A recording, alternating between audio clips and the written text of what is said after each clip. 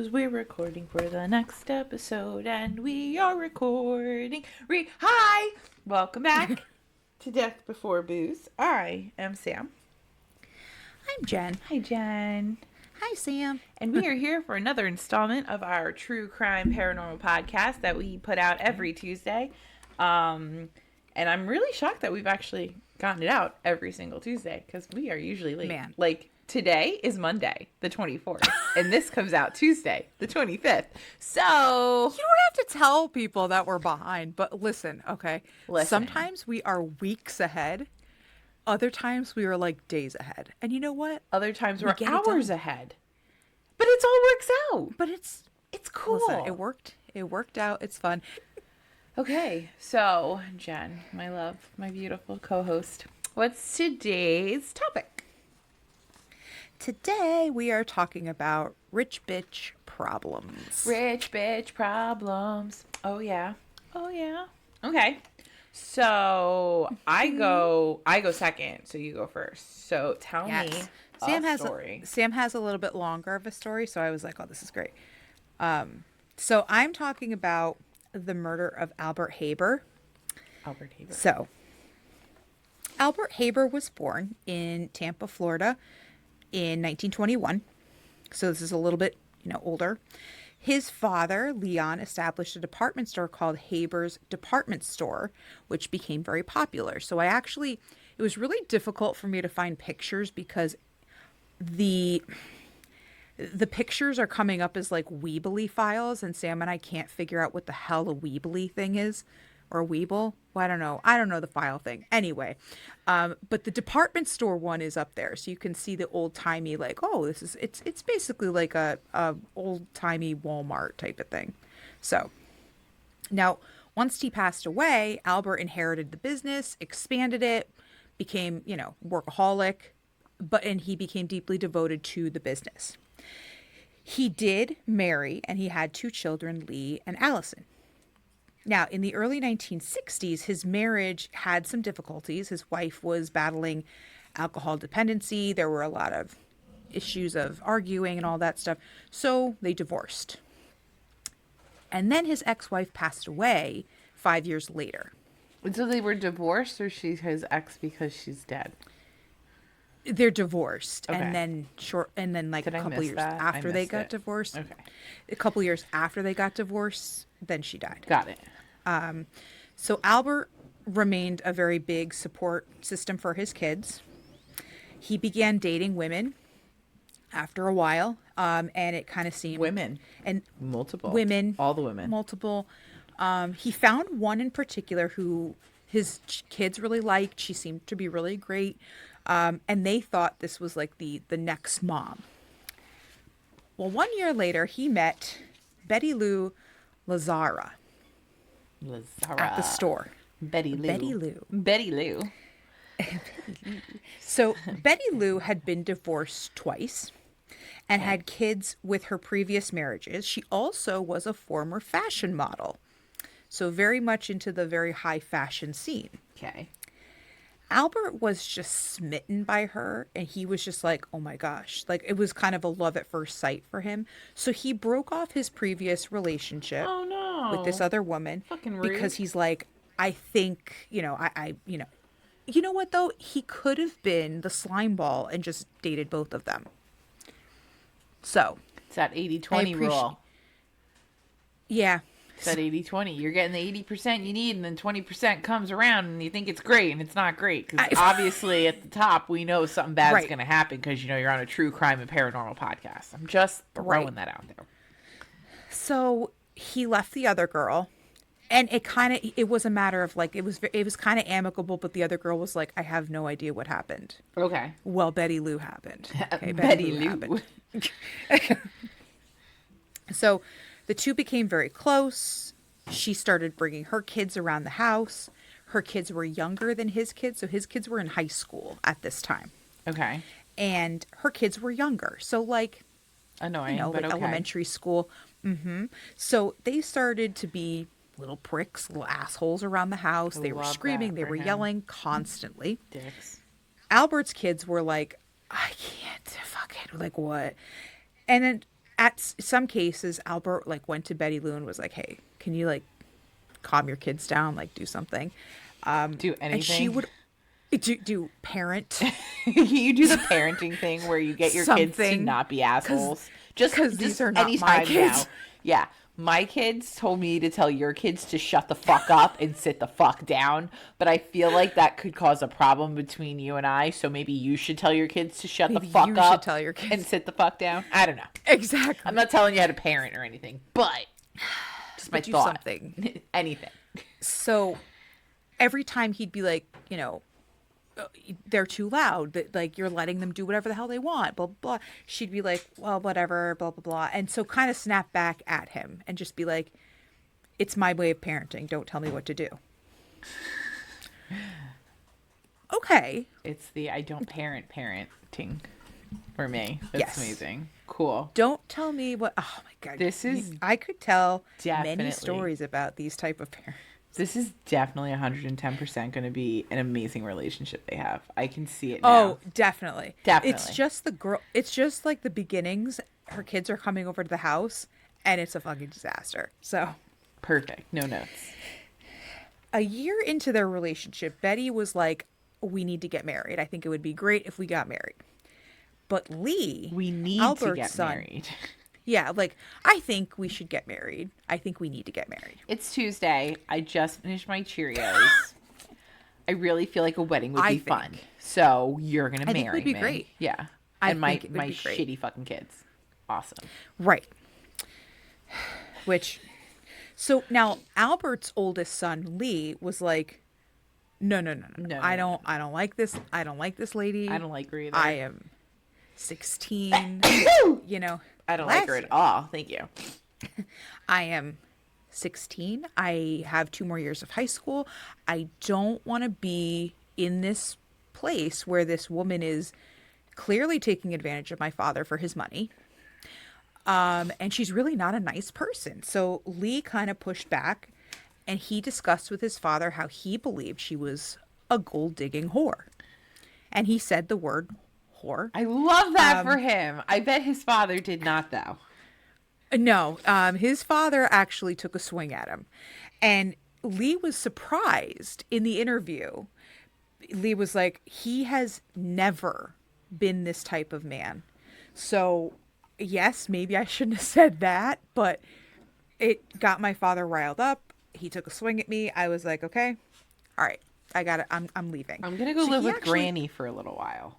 He actually moved out of the house, but he moved in with a friend, like a best friend. Okay. And their family for the last 2 years of his high school years. So he was not at home those last 2 high school years. Oh, no, he left his sister? Or it was a sister, yeah, right? he left sister. Mm-hmm. He left Allison there. I don't blame him, but fuck, I'd be pissed. I know. So needless to say, Lee and Albert's relationship was really strained at this point. And now Betty was also now able to better manipulate Albert's thinking. Of course. Because she wants to be the only voice he hears. But unfortunately, again, they got Allison in the picture. So she's kind of there playing the trophy girlfriend, going to all the, flashy things and whatever. Great. They did end up getting married in 1968, and this is the year that Lee graduated. Because once he and his father kind of talked again, he was like, can you wait until I graduate? Because then I'm out of the house. I don't have to deal with her. So they did wait until he graduated. Fine.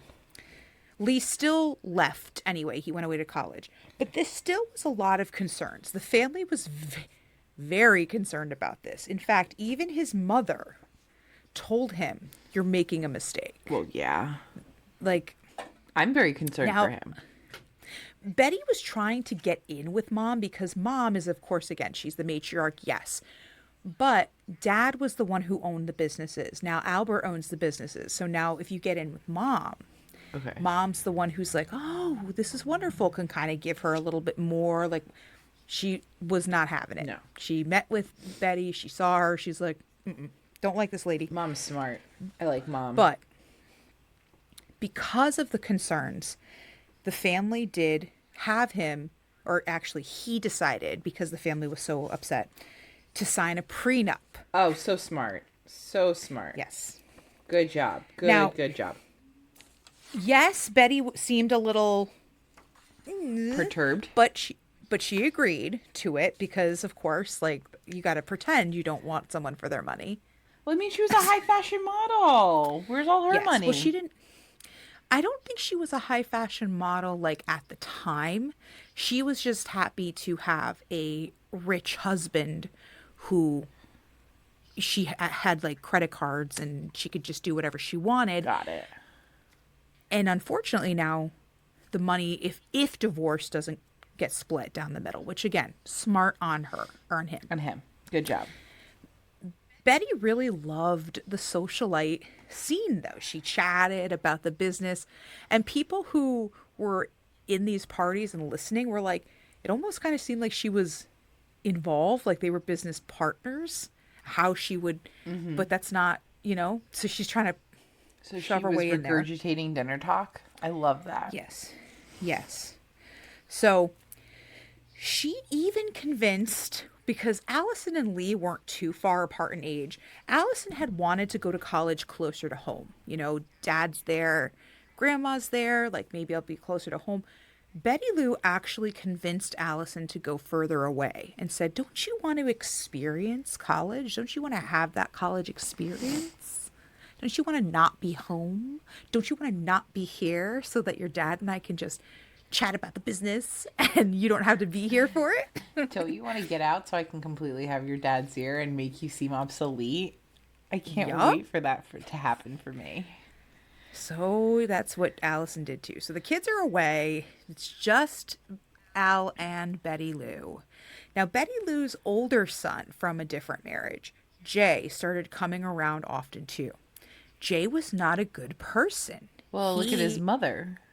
I mean, well, Jay had trouble with the law. He was a former drug dealer. He wasn't reliable. He had all kinds of things. And he didn't really rub Al the right way either, because he just had this like, nah. When you kind of like talk to somebody. Sometimes and you're like, just know. You're just like, they're a scumbag. And I just don't know why, but I don't like them. Yeah. They usually look like they have a smell. Not everybody. Wait. Let me. I've said that multiple times on this podcast. I see what you're saying. Just because you look like you have a smell doesn't make you a scumbag. However, the scumbags usually look like they have a smell. Like Matthew McConaughey looks like he has a smell. Don't think he's a scumbag. Yeah. See what I mean? Yeah. See where I'm going? Like when I met him, he was a very nice guy. So I don't think he's a scumbag. You could correct me if I'm wrong, if other people have met him. But in my opinion, not really a scumbag. You're right. He kind of has this, like, I get that. I can see Richard that. Ramirez. Scumbag. Oh. Looks like he has a smell. He definitely looks like he has multiple smell. smells, actually. Like his hair has a smell, his mouth has a smell, his pits have a smell. His clothes have a smell. Those jelly beans that you can get, like the bad ones. No, I don't want to play that game, the barf one. And they're smushed, and they're smushed all together. Like, that's the smell. All of the bad ones smushed all together. Yes, all the bad ones. Okay. And there's like 17 vomits in there and 4 boogers. Yes. Ugh, I completely agree with that one. That is Ramirez. Oh, God. Yeah. That's a Patreon episode. Go listen. Thank you. Yeah. Thank you. He's not a nice person. Like, not even a little bit. No. No. In the 1970s, the two encountered some financial troubles. So Al did ask Betty, hey, could you maybe pull back on the spending a little bit? Because, the store's kind of going through some stuff. I'm trying to get everything on track, but like, it'd be really great if you wouldn't fucking overcharge the credit card. It'd be super great if you could stop, cut this shit out. And perhaps get a job. I mean, but of course, she didn't really appreciate being told what to do. She did transition into being a real estate agent. I feel like that's kind of where a lot of these, like, this type of situation where it's like you have the rich husband, they get into financial issues. They're like, hey, could you not spend so much? The wife becomes like a trophy real estate agent, I don't know. Yeah, that's not the worst thing I've ever heard. It's like, I get it. I don't know. And you know what? You could make some good money with real estate. So, like, good really, for her. you only need to sell a couple of houses. You get a good commission. Yeah. You're done. Exactly. Good for her. Now, it was during this time that friends who Albert worked with told him that they were like, hey, we have a suspicion that she's cheating on you. So, in 1972, he hired a PI to follow her and found out she was meeting somebody in a hotel room. When he confronted her about it, she said, I was closing a deal. Yeah, you were closing something, honey. I bet you were. I know what you were closing. I bet you were closing a deal. But Al, of course, didn't believe her, and the two started to fight a little bit more. Now, she attempted at this time because you can't divorce, right? Well, no, she needs that money. Because she needs the money. And she's already got a whatchamacallit, a prenup, so she's not gonna. Exactly. She went to the lawyer and said, oh no, Al and I are gonna take the prenup back. Like, him and I decided. So the lawyer's like, but you're here by yourself. And she goes like, oh no, he gave me permission. So the lawyer's like, okay, I can't do that legally. Yeah. Like, I can't legally do that. Immediately when she leaves, he calls Al and is like, hey, what's going on? Get your shit together and wear because a bulletproof I'm your lawyer. vest. Because I'm your lawyer, not hers. And he was furious. Well, yeah. Absolutely.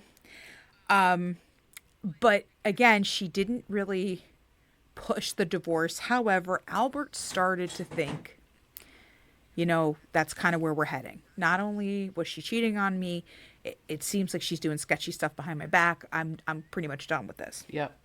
So around 1974, he was like, all right, I think I'm going to file. So he kind of had a talk to his lawyer, and he was like, hey, listen, after the new year, I'm going to come in and I'm going to get the papers filed up because I can't do this anymore. We're done. So great. During this time, his son Lee reached out to him again because grandma came to her grandson and was like, hey, don't let this woman destroy the relationship that you and your dad have, whatever. So then Albert tells his son, yeah, this is what's been going on. So of course Lee's like, oh, no problem. Like, I'm relieved. Like, yes, I'm relieved. Dad also said, I'm really sorry I distrusted you. I'm sorry that we had that strain. Wow, that's big. I'm in. Yes. Well, after the new year, Betty had arranged a slumber party at a hotel for her daughter and her daughter's friends. Cute. Okay, that's kind of cute. They're gonna, do your nails. So this was movie. Exactly. So this was in January. She's asked Albert if he wanted to come along. They could have the, room. And he just was like, I'm good. I don't want to go anywhere with you. I'm pretty much done with you. Bye, Felicia. So now the next morning, because Albert's home, Albert has a housekeeper who usually comes in, cleans the house. He's got a pretty big house, and luckily, despite that little financial dip, the business was still a big store and a big, whatever. So he still made a lot of good money. The next day, so January 25th, the housekeeper comes to the house and realizes that, okay, the door's locked, like it has the deadbolt, which is not how he does that. She has a key, obviously, but it's never deadbolted. So she's like, okay, now I can't get in. She's ringing the bell. Nobody's answering. Okay. So, something wasn't right. So she went to the back door. Okay. Opened the back door, whatever. Comes in and finds Albert lying on the floor in the TV room. She wasn't sure. She saw him completely on the floor. She saw blood, and she was like, I'm calling the cops. Yup. Good call. Smart. Good job. Good job. So during the examination, it was revealed he suffered a gunshot wound into the mouth, along with blunt force trauma to the head and face. So he's dead. I wonder what's going on. I bet they're going to try and tell me that blunt force trauma happened from him shooting himself and he goes numb on the floor. Is that what they're going to try and tell me happened? Because I really can't wait to hear it. I'm so ready. The cops probably did gunshot residue testing. Oh, that's a thing. Did you know that's a thing? Except in like that one little town in where? Missouri? In Missouri. Yeah, not that one place, but everywhere else in the world, gunshot residue is a thing. I can't. I still cannot blows my believe fucking that. mind. I can't. But they looked in the home too. They saw credit cards, cash, and certain jewelry was missing. Mm-hmm. The house was ransacked, suggesting a robbery. Yeah, okay. And Albert encountered the intruders, and that's what happened. Okay. They viewed the credit card activity, which brought up a person of interest. Who? Marina Brandt, who has nothing to do with this story. She used one of his cards in Indiana. Now, we're in Florida, so she's in Indiana. Okay. She admits she and her husband were on a theft spree in Florida and was using one of the cards. But she doesn't know where her husband got it. Her husband, James, was brought in and said, "Where the fuck did you get the credit card?" And he revealed, "Oh, well, I got it in his house because I was recruited by his wife to carry out the murder." I mean, yeah, I figured I could get a tip at least on this one. Like, he didn't even, it's not even like he tried to hide it. The cops brought him in and he's like, "Oh yeah, but it wasn't me. Like this, like I just did what I was told." I mean, yeah, his wife hired me to kill her husband. Totally cool. And then while I was there, I just figured he's dead. He doesn't need this credit card anyway. I'm going to take this and go over there. It's fine. So he just took it. I mean, it makes total sense. His wife had no idea what was going on. He was like, "Here's some credit cards. Let's use them because I stole them." And she's like, "Cool." Okay. That checks. That checks. Whatever. I mean, that's fine. It's fine. So, and if he looked, his account, he had met with Betty Lou 3 times. And he met with her son, Jay, 1 time. The smelly looking one. And he was present. Smelly looking one. Yeah. Mm-hmm. She was the one who outlined a plan. I have no idea where she found this, guys. So if like you guys are like know this story and are like, "What the fuck, you missed out." I literally went through as many things as I could, and I could not find a lot of information because this case, I found this case because Investigation Discovery has a show called Evil Stepmothers. And this was an episode. Oh my God. So I have no idea where she found this guy. Could you imagine? She looked up... Wait, time out. So like when I was a kid, hitman. Yeah, right. I don't think Google was a thing then. But back when I was a kid, I used to think the black market was a place. Specifically, the place in Kindergarten Cop, where the evil mom goes and gets the drugs to kill the witness. I always thought that specific place was the black market. Now imagine if that was a thing. And there was just one of those flyers up that was like Hitman for Hire with like you could rip off the little phone number. And she was like, "This is the one. This is my guy." And then like in fine print, there's like an asterisk that's like entitled to all credit cards found on premises once murder is complete. Yeah. Figured it out. That's how she found him. So I found your flyer. I found your stuff. I'm interested. Totally found your flyer. It's like a little cafe with a guy with like an eye patch and a hook, and that's like where he was on the board. And he's like, "What do you need?" Yeah, I got you. I don't even know the price that she agreed to, because all I know from his account was she plotted out the murder. So she outlined, "I'm going to go to the hotel with my daughter and her friends. I'm not going to be anywhere in the vicinity. Here are the items you should take from the house so that it makes it look more like a robbery." And then also the clear goal here was like, "Yeah, sure, take whatever, specifically these things, but take whatever, but make sure my husband's dead." Like that's the main goal. And don't forget the credit card. And well, maybe that was an extra. And he's like, "Can I take his credit cards?" And she's like, "I don't give a shit what you do with the credit card."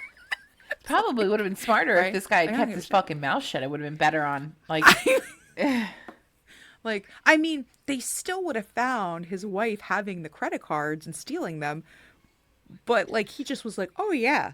Oh, yeah, I took those when I murdered this guy in Florida.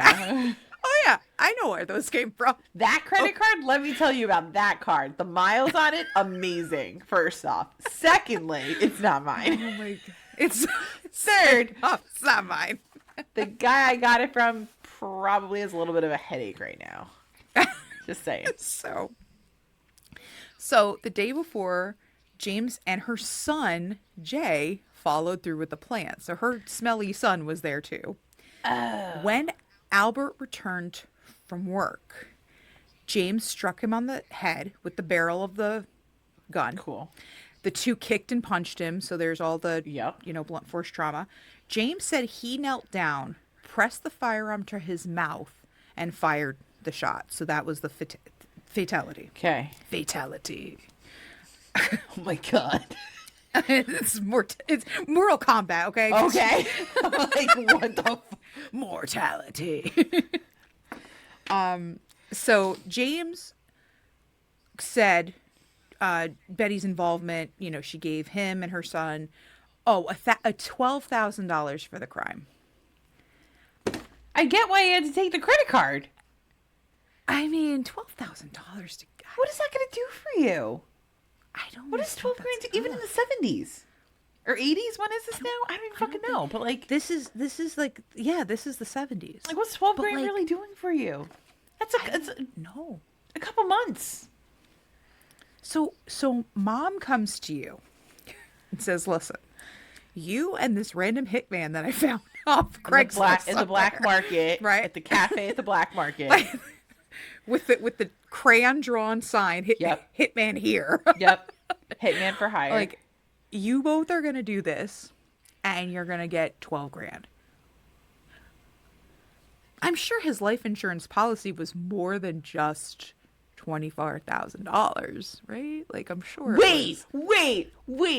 So it was 12 grand to the hitman and 12 grand to James? Yes. She can't even cut her son in for like a decent percentage? Right? What a bitch. Both of them are getting that amount, but I feel again like $25,000, even if we round up, okay, that's not enough to kill somebody. No. I'm sorry, but especially I got to break into the house. I got to beat him up. I got to watch this kid get shot. Now there's probably fucking blood places I don't want it to be. I mean, okay, I got a credit card out of it. But like, this seems like much more of an exertion than it's worth. For 12 grand. Maybe this is the reason why he was like, oh yeah, let me tell you about this lady. She does not pay her hitman. Yeah, no, she's... What? Want to talk about people who tip badly at restaurants? Let me tell you about this bitch. Okay, this bitch. She don't like her. So this is the even better part, is that after his death, like pretty much shortly after, Betty Lou attempted to submit a forged will that granted her a disproportionate share of his assets, including the home and all of the department store shares. Oh no, let's go to his kids. No. No. I'm pretty sure that he changed the will anyway, but that's probably why she tried to, and they're like, first of all, she's a you need to bitch. So the trial started for her September 1975. Okay. James testified against her in order to avoid the death penalty. So this is why you pay your hitman more than 12 grand. Right? Because even if they're your kid. Yeah, I agree. And honestly, I don't really know what happened to Jay. I'm assuming he got the same sentence. So I'm assuming James and him both received life, because obviously Florida is a death penalty state. She was convicted of first-degree murder and received life with a minimum of 25 years.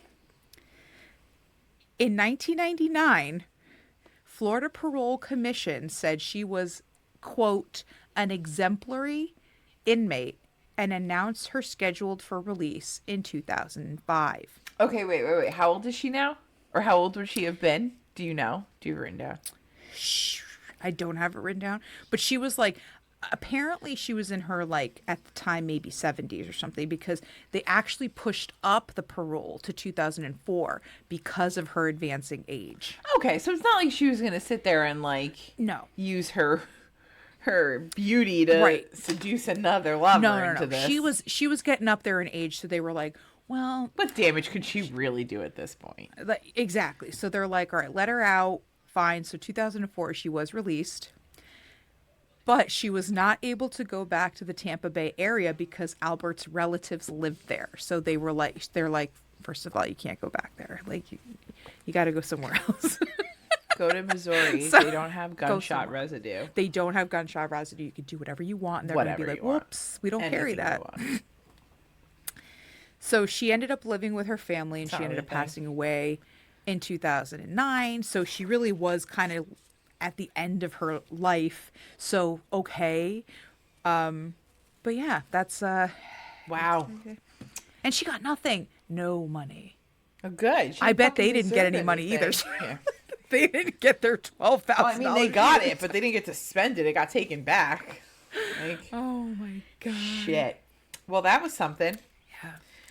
Yeah. Well, okay. I'm sure I've said this before, but what I've learned is pay your hitmen better. I mean... Public service announcement. Pay your hitmen. All right. I mean, so that they don't testify against you. Yeah, I mean, at least get like a better than that. 12 grand? I'm out. Yeah. All right. So here it is. We are covering the Winchester Mystery House. Oh my gosh. And dude, so was excited. this a rich bitch. Okay. Uh-huh. So we're starting, it's we're in New Haven, Connecticut, right? You know, down the street. Our story starts with Sarah Lockwood Pardee. She was the fifth child to Lenora and to Leonard. Oh, the D went away. Leonard and Sarah Pardee. She was born on June 4th, 1839. She married William William Wirt Winchester on Tuesday, September 30th, 1862. They had known each other since they were kids, so it was like one of those little like, oh my God, I love you at 6. I love you at 6. Let's get married one day. And they actually did. And they did. That's cute. William was the son of a wealthy shirt manufacturer, but he was one of the founders of the Winchester Reaping Arms Company. When William got old enough, he took a position there as the treasurer. The couple had their first child, Annie Pardee Winchester, on June 15th, 1866. Unfortunately, the baby passed a month later. And this was absolutely devastating to the couple. And I'm kind of going through this part fast because the rest of it's like nuts. Because there were building material shortages during the Civil War, the couple kind of lived with William's family. And then like once everything leveled out, they decided to start building their own house, and they got really into architecture and design, like super buying books. Great. And they were subscribing to journals and all these things. So they built this house. The house was completed in 1868. It was approximately 20,000 square feet. It had over 20 rooms with marble floors, decorative fireplaces and chandeliers, large bay windows, plaster ceilings, and a circular drive in front. Wow. Yeah, so fun. Did they have a car too? Because probably. I mean, that's not a big thing back then, so that's why I would think so. Why would you need a circular driveway? I mean, you're a Winchester in New Haven. You had a car in Winchester, New Haven. You had a car. Yeah. June 1869, Sarah's father died at the age of 60, probably from rheumatoid arthritis. Then between 1880 and 1881, her mother died. Her father-in-law, Oliver Winchester, died. And then her husband died of tuberculosis in March of 1881. Poor girl. That's a lot. That's a lot. So shortly before his death, William made out bank drafts to his wife that totaled $7,500 and made her the executrix. It's like the executor, but the executrix. Tricks are for kids. Of his wealth. Yo, the ADD just totally took over there. Sarah was 40 years old when her husband died, and henceforth controlled 777 shares of Winchester Repeating Arms Company. Bam. They were valued at $77,700 at the time. And let's break that down. So it was $100 a stock then. Now, $100 stock would be worth $3,094.17. So in today's money, for all of those shares, it's $404,170.09. Oh my God.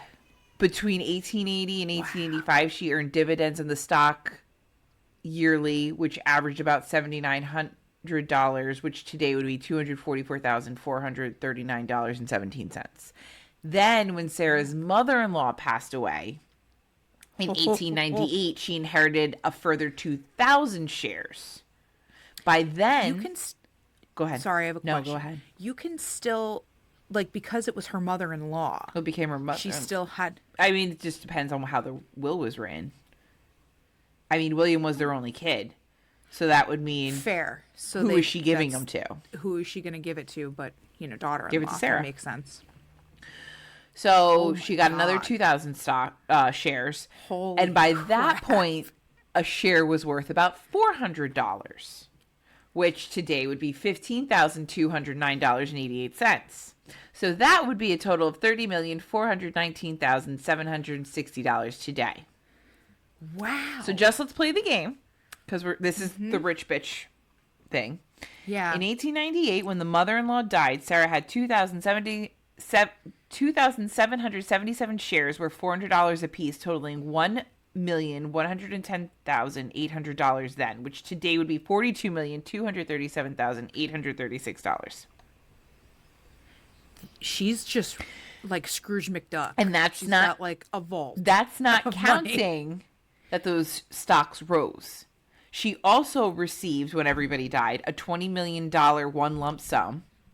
So that was $760,493,975. And she earned $1,000 a day for the rest of her life, just based off of a day shit coming in. So that today would be $38,024.70 a day. A day? Yeah. So, oh my again, God. that's what our episode is named for, Rich Bitch Problems. I did not realize that she had that much money. Bitch had bank. She was stacked. She was ready. She was ready to go at any moment. And she wasn't even trying to call a hitman on anybody. Nope. She just people unfortunately just passed away, and she was devastated. No, yeah, I'm not saying that she, absolutely not. Like, we are making a huge deal about all this money she made and but she was absolutely, she was hurt, she was alone. The money. It wasn't about the money. It wasn't about the money. Just like, holy shit. She actually married for love. Yes, when she fell in love with the guy, his family was wealthier because of the clothing industry they were in, but then he got into guns, the Civil War happened, it was this huge thing. And the Winchester rifles and stuff. Oh my God. So what happens next has a few different versions. And so the first one is, again, Sarah's absolutely devastated. Her arthritis is starting, it runs in the family, so her rheumatoid arthritis is starting to kick up. And one of her doctors suggests she move to a warmer climate. It would help with her depression. It would help with her arthritis. You need a change of scenery. One of her... Yeah, go to the beach. One of her... Go to the beach. Come to the coast, we'll have a few laughs. And then one of Sarah's brother-in-laws had just gotten a job as a president of a college, a university out in California. So one of her sisters was already going out west. And she's like, maybe that's not the worst idea. Perfect. So that's version one. The second version is, again, being very depressed and very sad. Her friends and family are like, why don't you get away for a little bit? Go somewhere, try and get out of your own head, get out of your own way. So she takes a trip to Boston. And while she's in Boston, she meets the Boston medium, who then goes on to tell her, wait, let me preface this. Sarah forgot about that rule where they say don't tell the medium anything until the medium tells you something. So Sarah tells him, this medium, Boston medium, the only Boston medium. I don't know how he got the name Boston medium, but he is the Boston medium. He is the Boston medium. The Boston medium. She tells the medium that she's afraid that her family is cursed, and that is why everybody died, and they're probably cursed because of the guns that they've been selling. Well, the medium went, yup, you're exactly right. That is exactly it. All of the spirits of all of the souls of all the people who've ever been murdered by a Winchester rifle hate you. They're coming to kill you. And the only way you can stop this is if you go out west and build them a house to appease them. And apparently he also said at some point, if you ever stop building this house for these spirits, they will kill you too. Man. This guy. So, I mean, 2 stories, totally different. Obviously, we have no idea which one's true. Right. Okay. Moving on. So, either way, whichever story is true, Sarah packs up her shit. She moves to California. She takes her other 3 sisters with her, including all of their families, packs them all up to San Jose, and supports them all for the rest of their lives. I mean, come on, chick. Well, yeah. Duh. In 1868, she purchases Yanata Villa for $12,570. I didn't time money convert to that one. Who gives a shit? This would later become what is now named the Winchester Mystery House. The original structure was an 8-room farmhouse on 45 acres.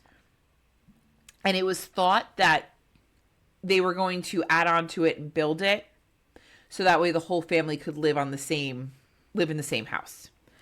Right. Unfortunately, because of all the construction that happened throughout all of the years that the construction was happening, none of the family really stayed there for longer than a few weeks at any given time, except for one niece named Maria Daisy Merriman. She's the only one who really stayed with Sarah for extended periods of time until her death. Oh. So within 6 months of moving to San Jose, Sarah has hired 2 architects to work under her as a project manager. Because remember, her and her husband had studied architecture and design, and she had a very big plan for what this house was going to be. She also hired hundreds of contractors to perform the work for the designs, both architecturally as well as interior and exterior design. And those designs constantly changed, meaning either she changed her mind or they would kind of finish a room and just start over again. The designs there included intricately laid patterned wood floors of a variety of hardwood, including teak and mahogany, embossed wall coverings that looked like leather or metal, ceilings decorated with stencils and moldings, German chandeliers, and Austrian art glass. I mean... Yeah. Yeah. I mean, and it's, you know what? You could say, like, oh, well, she's doing this. And she could have cheaped out. But she was just like, I don't care. Just get it done. Yeah. The fuck? Like, I'm just going to, no matter what. I mean, think about how many jobs she made at this point in time. I know. It's, not long after the Civil War. You literally just created how many jobs for people just by building this house and doing craziness. So. And, like. Why not? That's nuts. She also hired a team of gardeners to help keep up the grounds. It's thought that there were plants from over 110 countries in the gardens. She also had specific buyers to make sure that all of her rooms at any given time were fully furnished to the nines. And again, this is in the first 6 months, the house grew to 26 rooms. Oh my God. After 1896, Sarah added stories to the home. So now we're at a 2-story home. Some places there were 5. So we took a 2-story home and we upgraded it to a 5-story home in certain spots and even a 7-story tower.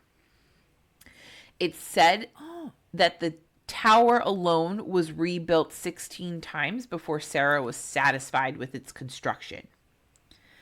She added state-of-the-art plumbing and electrical systems for the time.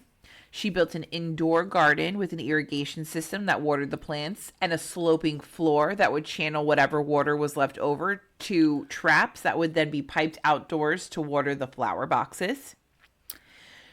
Oh, that's neat. Isn't that cute? She installed an annunciator, which is also known as an intercom, which obviously you need in a house this size, to call the servants. And she had a real love for the number 13. Now, there's a bit of controversy about this, whether she actually loved the number 13 or if this is just people kind of looking into it after she died because of all the rumors and craziness that are here. But there are some synchronicities to this. So there are plenty of places represented in the house where the number 13 is prevalent. First off, the number of stairs. So a lot of staircases had 13 steps. A lot of the windows had 13 panes. The number of chandeliers, there were 13 chandeliers, and each chandelier had 13 candles in it. Meaning normally there were 12, and she had somebody add a 13th to it. A third. There were 13 bedrooms, 13 ballrooms at any given time. And that's also, they went through like the holes in the drains. There would be 13 holes in the drains and the sinks and the one shower that was there. Now, again, this is like, there's a lot of controversy to a lot of this stuff. Like, was Sarah Winchester really scared of the spirits from the medium, or was she just eccentric, or was all this blown out of proportion because she was a bit of a hermit and really didn't talk to anybody, you know, like, so it's thought that she has a hobby now. Yeah, I have nothing. I have all this money and nothing better to do with it. I'm just going to sit here and keep building this house. So it's kind of thought that maybe some of these things were added after she passed away by her family to kind of push so people would come. Okay, I'm getting to it anyway. So Sarah was known to rebuild and abandon construction if the progress did not meet her expectations, which resulted in this maze-like design she had.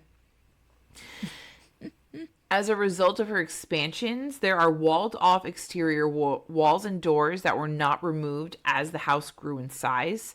But there are also trapdoors, staircases that go into ceilings and walls, exterior doors and windows inside, false passageways, doors that open into walls, windows that look into hallways, windows in the middle of rooms. Like you walk around, like there's a window and you can like walk 360 around it.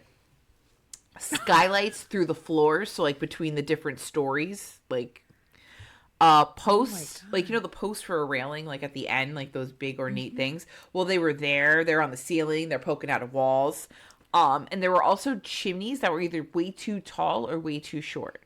So like there are chimneys that end in like bedrooms, and it's like the top of the chimney, like the part where the smoke should be coming out is like in a room that you're just hanging out in. That's good. It is also rumored that these designs were used to confuse and keep spirits from finding and harming her in the house. Construction had gone on for so long that there were rumors that construction happened 24/7, 365 for like years and years on end. Mm-hmm. The rumor continues that Sarah believed if construction stopped even for a minute, she would die or be, you know, caught off guard by these ghosts and spirits. Both of these have been argued by family and friends, and it's actually documented that there were multiple times for months on end where construction would completely halt. For example, after the 1906 San Francisco earthquake, all construction stopped pretty much for good, excluding that to get the house back up to code.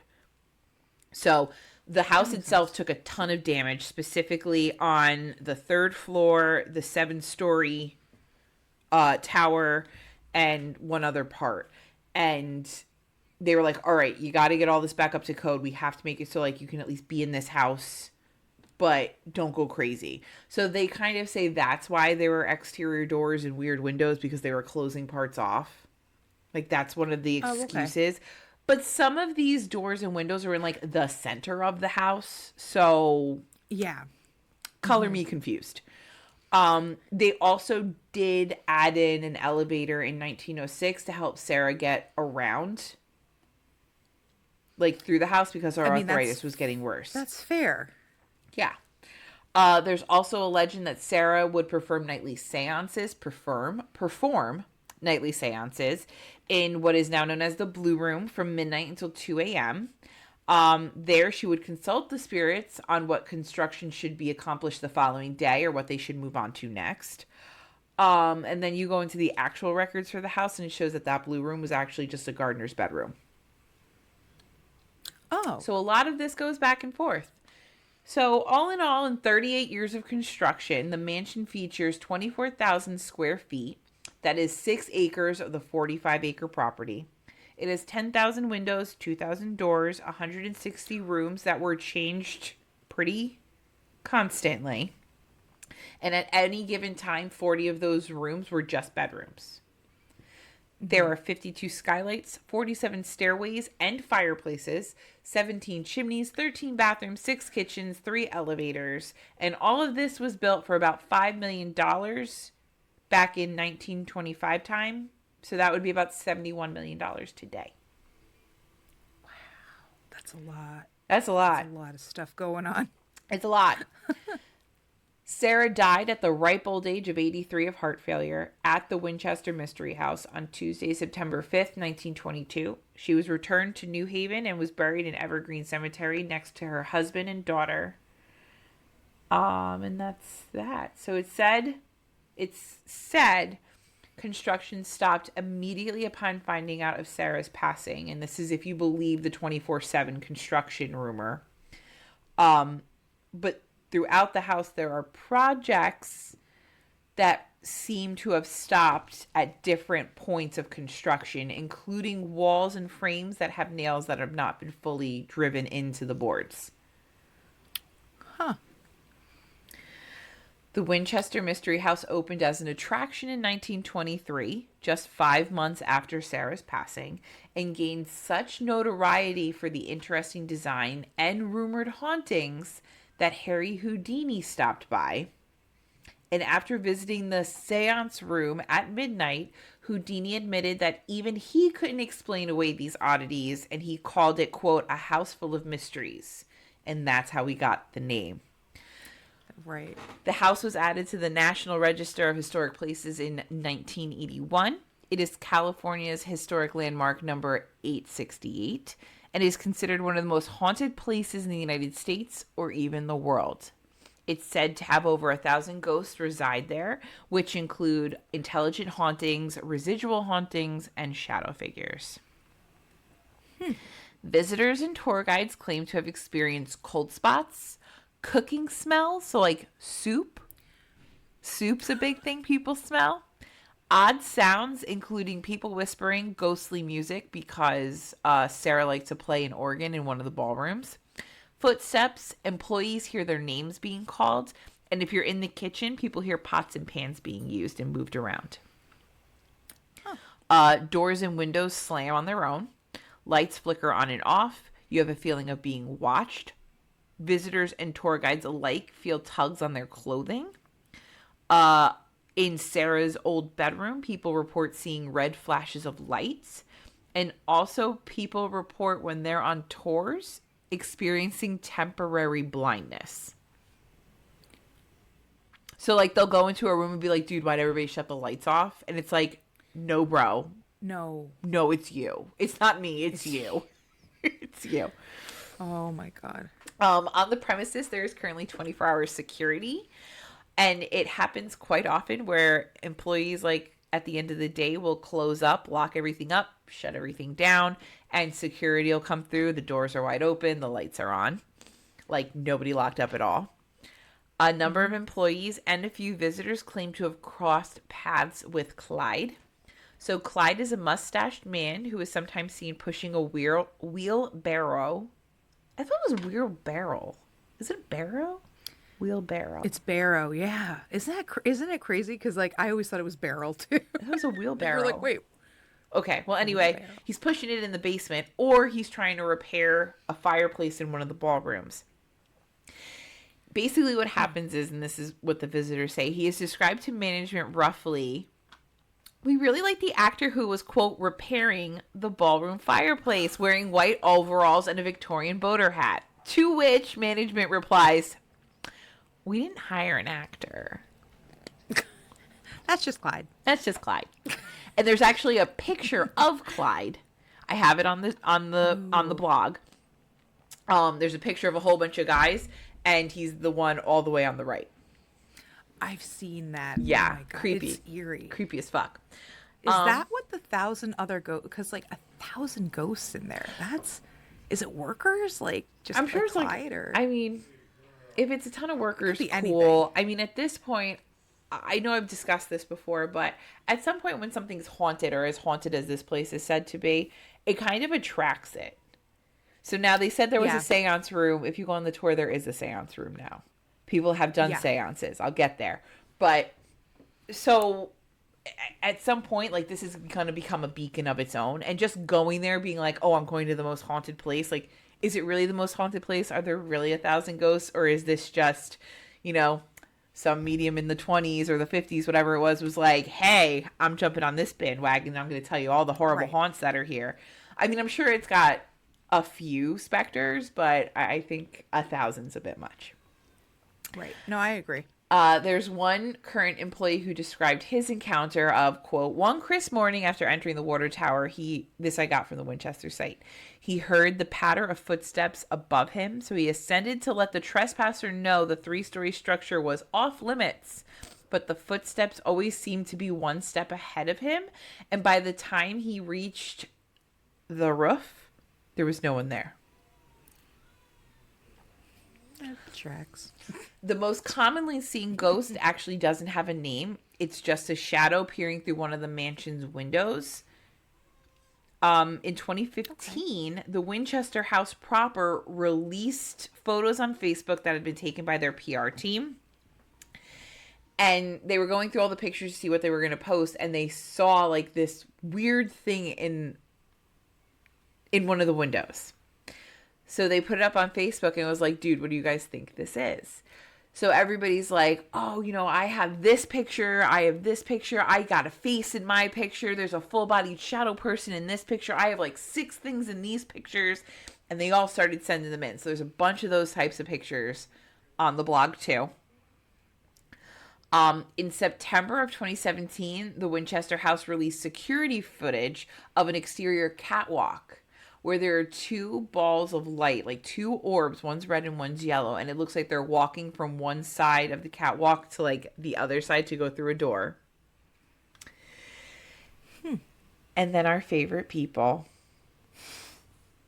they've been there twice, 2 times. Yeah.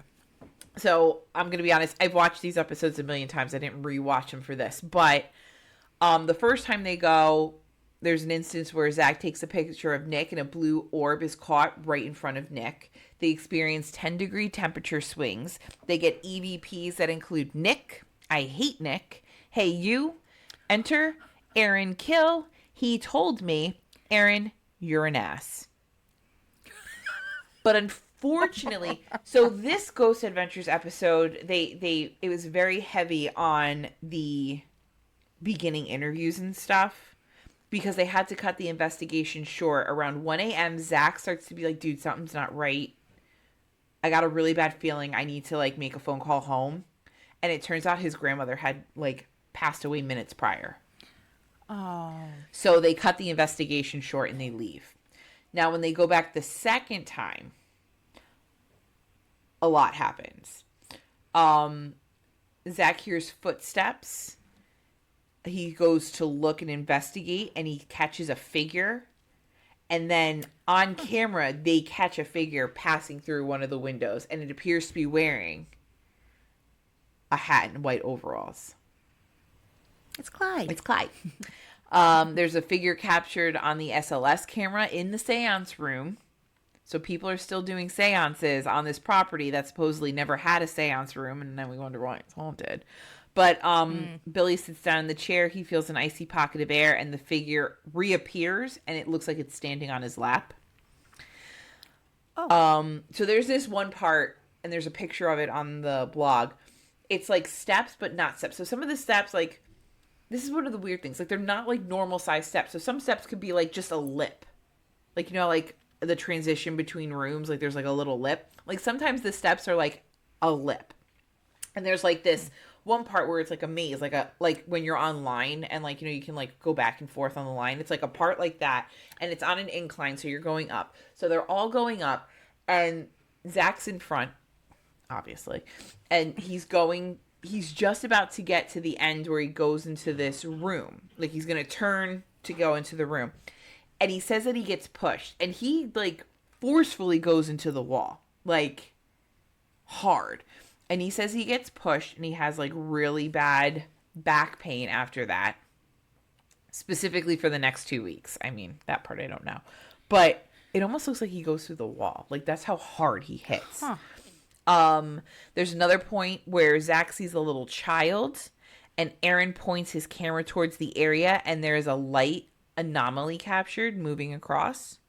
So to me, that's kind of, in my opinion, those are the types of moments where, yeah, I get it. It's proven, unless they're fucking with the film. But that's a whole nother story. Right. And finally, my favorite of this, there is a set of stairs with a mirror on it. And there's also a picture of this on the drive, this actual moment. Oh. Right after setting up a camera that's pointing at a mirror, there's a mist-like anomaly captured that quickly darts alongside. So it like goes like this, like parallel with the mirror. When they slow it down frame by frame, you can clearly see it's in the shape of a hand. Oh, no, not mirror hands. Oh, again. Mirror hands again. Yes. So you can tour the Winchester Mystery House 7 days a week from 10:20 a.m. to 4 p.m. Pacific Standard Time. Tours can include the house, but you can also include the basement and attic tours. There are add-ons. You can tour the gardens, and they also have self-guided flashlight tours that are scheduled certain nights throughout the year. But if you want to go look at it right now, they do have virtual tours and immersive virtual tours that you can purchase or rent. So you can see the Winchester Mystery House from your computer at any time. Oh my God, that's cool. Isn't that crazy? I kind of want to do. I kind of want to do that too. When I saw that, I was like, I want to do it. I wish I knew about this sooner because I would have spent the money and done that. Because I would have just done it. We should do it and then like do it together, like in the same computer. Oh my God, yes. Wouldn't that be fun? I want to do. I want to go to New Haven and see if we can find her grave too and say hi. Oh, we should do that. I wonder where she's buried. Well, they probably say where. Oh yeah, it was Evergreen. But that's something. I wrote it down. But yeah, we should go do that one day too. Yeah. But that is Sarah Winchester and the Winchester Mystery House in San Jose, California. And I think it's cool that it starts here. Yeah, and I think it's great too, like the pictures and stuff that people find. I would love to tour it just to see, like not even for like the haunted aspect, just to be like, wow. Okay. Like there's one day when we become like famous and we start going on tour with this and we go to like California, we can go there and we're gonna go to the Whaley House and we're gonna go. Oh my God, yes! We're gonna go to all the places. I am so excited. I mean, I feel like every time we mention it, I'm like, I don't want to go to the Sally House, and you're like, we're going to this. Well, the Sally House is in like Indiana, so it's the Whaley House where the girl like. What did she do? She like clotheslined herself to get some fucking cookies. The clothesline for the cookies. And we're like, that's me. How did Sam die? Fresh chocolate chip cookies. That's it. Clothesline from hell. That's all we got. The clothesline from hell. Yep. Oh my God. Well, I love that. That's my story. I already told you what I learned. Make sure you pay your hitmen better so they don't rat you out. And other than that, I learned that if you are really invested in a hobby, you can do really amazing things, because she was very much like into this hobby. Well, either that or you have all the money under the sun. That's true. So, well, I mean, she had the hobby and she had the money to do all of it. That. Yeah. So so that makes sense. Makes sense. Yeah. Okay. I mean, yeah. Well, thank you for joining us and listening for another fun-filled week of murder and hauntings. Murder. There's been a murder in Savannah. I can't do it well at all. But yeah, make sure you're following us on all of our socials. Instagram and Facebook are our favorites. We're also on YouTube. Make sure you rate, review, subscribe, tell a friend, click the bell on YouTube so that way you know when new videos come out. They usually come out every Tuesday or Wednesday or Thursday. Kind of depends on when I get my shit together and get everything that Jen needs together. Anyway. It depends also if there's technical errors and I'm like, forget it. I just like, so there are times when episodes come out Thursday or Friday and people are like, what? It's fine. It's fine. It's all fine. Everything's great. We're doing so good. We got it. It comes out. Amazing. It comes out. If you want to join our Patreon where you can get even more of us talking nonsense for hours and hours and hours, you can get to that at our website at deathbeforebooze.com. Click on Patreon. Subscriptions start at $5 a month. And Sam just did a creepypasta one, or not really creepy. We don't know if it's creepypasta. It could be creepy. It was a very scary story. Yeah. It made me freak out. It's please listen. I Go had see the nightmares photos and go last night listen. about it. Uh-huh. Like I hand to God did. Yeah. I was like, oh God. My stress ball like dented because I was squishing it so sorry. It was bad. So definitely listen, because that's a good one for Patreon. Yeah, oh my God. Sam's back on Patreon. Sam's back on Patreon because Sam needed a hiatus. You know, Sam created a human. Sam needed a hiatus. But we're back. We're back, bitches. So there's that. If you want any of our merch, same thing, deathbeforebooze.com. Go to merch.